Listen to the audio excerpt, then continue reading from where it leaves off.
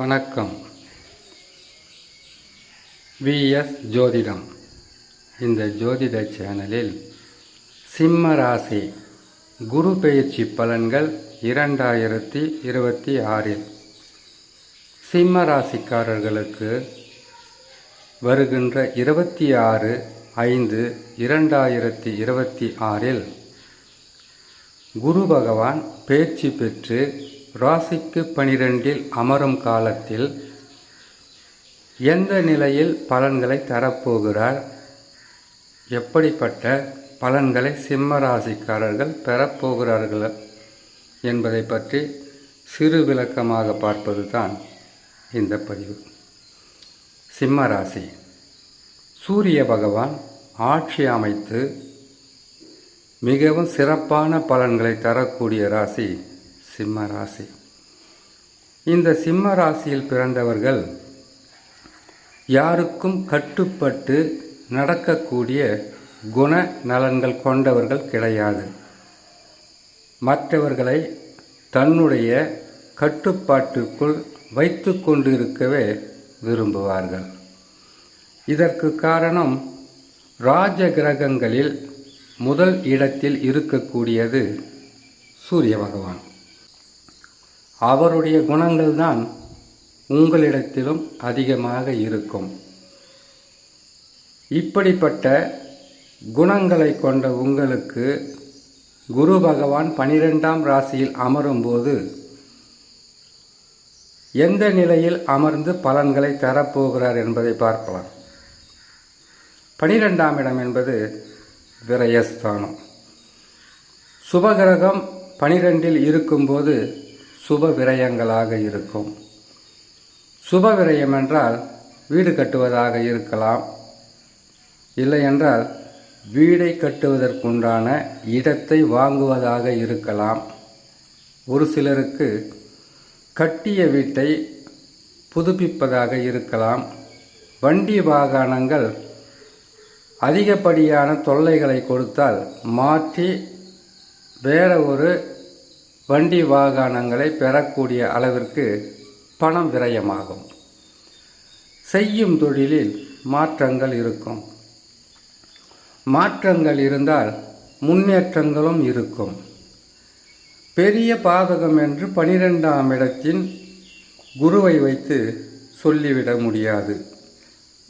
அதிகப்படியான கஷ்டங்கள் உங்களுக்கு இருக்கிறது என்றால், அதிகப்படியான பொருளாதார விரயங்கள் ஏற்படுகிறது என்றால், அதற்கு காரணம் சனியும் ராகு கேதுவும் இருக்குமே தவிர குருவால் பாதகங்களை அவ்வளவு எளிதில் தந்துவிட முடியாது. 11ஆம் இடத்தில் இருக்கும்போது குரு பகவான் உங்களுக்கு அளவில்லாத பொருளாதார உயர்வை கொடுத்திருக்கலாம். எல்லா சிம்ம ராசிக்காரர்களுக்கும் கொடுத்திருக்க முடியாது. தசா யோக தசாவாக இருந்து தசாவுக்குள் நடக்கக்கூடிய புத்தி நல்ல நிலையில் இருந்திருந்தால் பொருளாதார வளர்ச்சி, திடீர் தனலாபங்கள், செய்யும் தொழிலில் லாபங்களும் வெற்றிகளும் எதிர்பார்த்ததை விட அதிகமாக இருந்திருக்கும். குரு பகவானுக்கு மிகவும் நல்ல இடம் என்று சொல்லக்கூடிய 11ஆம் இடத்தில் இருந்தால் சொத்து சேர்க்கை, பொன்பொருள் சேர்க்கை, வண்டி வாகன யோகம். வண்டி வாகனம் மட்டும் இல்லாமல் உங்களுடைய ஆசைகளை, உங்களுடைய தேவைகளை மிகவும் எதிர்பார்த்ததை விட எதிர்பாராத அளவிற்கு நன்மைகளை செய்திருப்பார். முக்கியமாக கவனிக்கணும், தசா நல்லா இருக்கிறவங்களுக்கு. பாதக தசாவாக இருந்தால் கூட 11ஆம் இடத்தில் குரு பகவான் வருகிறார் என்றால் அவர்களுடைய நீண்ட நாள் கனவும் அவர்களுடைய நீண்ட நாள் ஆசைகளையும் நிறைவேற்றி வைத்திருப்பார்.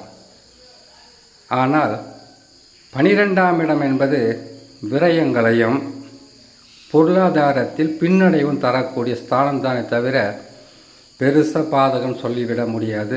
ஆனால் மிக மிக கவனமாக கையாளக்கூடிய காலகட்டத்தில் சிம்ம ராசியான நீங்கள் இருக்கிறீங்க. எதற்காகன்னு கேட்டிங்கன்னாக்கா, குரு பகவான் வக்ரம் பெற்று தான் 11ஆம் இடத்தில் இருந்தார். வக்ர நிவர்த்தி பெற்று 12ஆம் இடத்திற்கு வந்து விடுவார். இனிமேல் குரு பகவான் வக்ரம் பெற்றாலும் அது உங்கள் ஜென்ம ராசியில் வந்து அமர்ந்து அதற்கு பிறகு வக்ரம் பெற்றால் 12ஆம் ராசிக்கு தான் போவார். இது உங்களுக்கு புரியுதோ இல்லையோ தெரியலையே. ஏன்னு கேட்டிங்கன்னாக்கா, 12ஆம் இடத்திற்கு வந்து அமர்ந்துட்டு அடுத்தது 5 மாதம் கழித்து அவர் பயிற்சி பெற்று ஜென்ம ராசிக்கு வந்து விடுவார். அது படுபாதகத்தை செய்யும். குரு பகவான் கெட்ட இடங்கள் அமரும்போது ராகு கேதுக்கள் பலமாக இருக்க வேண்டும். இல்லை என்றால் சனி பகவான் பலமாக இருக்க வேண்டும். இந்த 4 கிரகங்களில் ஏதாவது ஒரு கிரகம் உங்களுக்கு பலமாக இருந்தால்தான் ஒரு கிரகம் தருகின்ற கெடு பலன்களை மற்றொரு கிரகங்கள் தடுத்து உங்களை காப்பாற்றும். இந்த காலகட்டத்தில் குருவும் சரியில்லை, ராகு கேதுவும் சரியில்லை. வாழ்க்கையில் சோதனைகளையும் வேதனைகளையும் அளவுக்கு அதிகமாக தரக்கூடிய சனி பகவானும் சரியில்லை. இந்த நேரத்தில் தான் தைரியம் உங்களுக்கு கட்டாயமாக இருக்க வேண்டும். கால நேரம் என்பது உங்களுக்கு அவ்வளவு சாதகமாக இல்லை.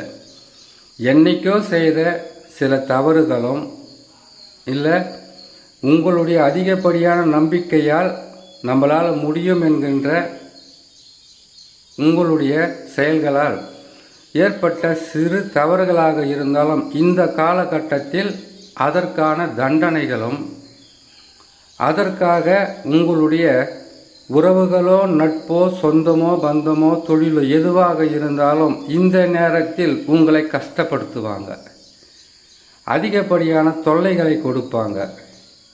மன நிம்மதி இல்லாத சூழ்நிலையும், அனைவராலும் வெறுத்து ஒதுக்கப்பட்ட மனிதர்களாக மாறுவது இந்த 4 கிரகங்களும் பாதகமான நிலையில் அமருகின்ற காலத்தில்தான். சற்று சிந்தித்து செயல்பட்டால் உங்களுடைய வாழ்க்கையில் ஏற்படக்கூடிய பெரிய பாதிப்பிலிருந்து உங்களை காப்பாற்றிக் கொள்ளலாம். என்ன செய்யணும்? பொறுமை, நிதானம், இறை நம்பிக்கை, குலதெய்வ வழிபாடு, இதை நீங்கள் பொறுமையாக கடைபிடித்து வந்தால் பாதகங்கள் குறைந்தே காணப்படும். இப்போ உங்களுக்கு பணம் வேணும், அதிகப்படியான பணம் வேணும், பிரச்சனைகளை உடனுக்கு உடனாக முடிக்கணும், வருமானம் என்பது இரட்டிப்பாக உருவாக்கணும் என்கின்ற ஆசை இருக்கும். அப்படி ஆசைப்பட்டு நீங்கள் போனீங்கன்னாக்கா கையில் இருக்கக்கூடியதோ கரைந்து விடும். இது உங்களுக்கு அறிவுரையாக எடுத்துக்காதீங்க. உங்களுக்கு நடக்கக்கூடியதை முன்கூட்டியே தெரிஞ்சுக்கிற மாதிரி எடுத்துக்குங்க. ஆசை வார்த்தை காட்டி உங்களை ஏமாற்றக்கூடிய மனிதர்கள் அருகிலே இருப்பாங்க. இல்லை பகையாளிகளும் இந்த நேரத்தில் உறவாடி உங்களை கெடுக்க முயற்சி செய்யலாம். ஆகையால் சிம்ம ராசிக்காரங்க அஷ்டமசனி விலகிற வரைக்கும் பொறுமையாக இருக்கணும். ஜாதகத்தில் தசா நல்ல நிலையில் இருக்கான்னு பாருங்கள். ஏன்னா பொருள் இழப்பு, தொழிலில் மிகப்பெரிய வீழ்ச்சி, குடும்பத்தில் சந்தோஷம் இல்லாத தன்மை, ஒற்றுமை இல்லாத தன்மை, நண்பர்களும் விரோதிகளாக இல்லை துரோகிகளாக கூட மாறக்கூடிய ஒரு சூழ்நிலையாக இருக்கும். நீங்கள் கடந்த ஆண்டில் உங்களுடைய அதிகப்படியான தைரியத்தால் சில தவறுகளை செய்திருக்க வாய்ப்பு இருக்குது. அதுக்குண்டான பிரச்சனைகளை இப்போ உருவாக்கிவிடும். அதனால் சிம்மராசிக்காரங்க பொறுமையும் நிதானமும் இருக்கணும். பரிகாரங்கள் செய்ய வேண்டும் என்றால் குலதெய்வத்தை முதல்ல வணங்குங்க, இஷ்ட தெய்வத்தை வணங்குங்க. முடிந்த அளவுக்கு உங்களுக்கு பிடித்த ஆலயங்களுக்கு சென்று மனமுருகி வேண்டி வாங்க. பிரச்சனைகள் மெல்ல மெல்ல குறையும், கஷ்டங்கள் குறையும், நற்பலன்கள் நடக்கும் என்று சொல்லி இன்னொரு நல்ல பதிவில் உங்களை நான் சந்திக்கிறேன். நன்றி, வணக்கம்.